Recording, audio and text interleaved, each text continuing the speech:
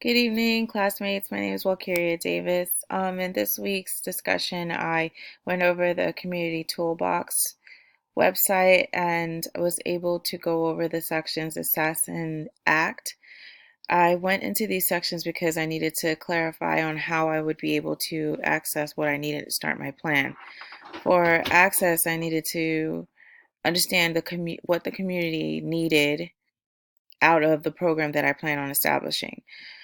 Determine what stakeholders want to know about this situation. Describe the evidence-based information. Um,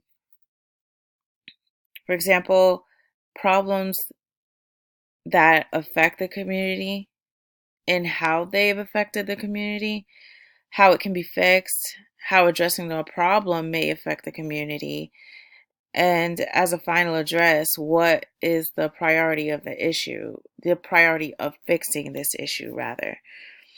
ACT explains how to develop intervention, increase participation, and establish a direct action plan, which will be able to assess what clients think of the program and also use their inputs to make that program more based on their needs. It's kind of like when we go to the hospital, our care is based on the way each patient is, which makes it patient-centered care. So in a sense, I'm going to try to emulate the same tools and try to gear this program towards its clients.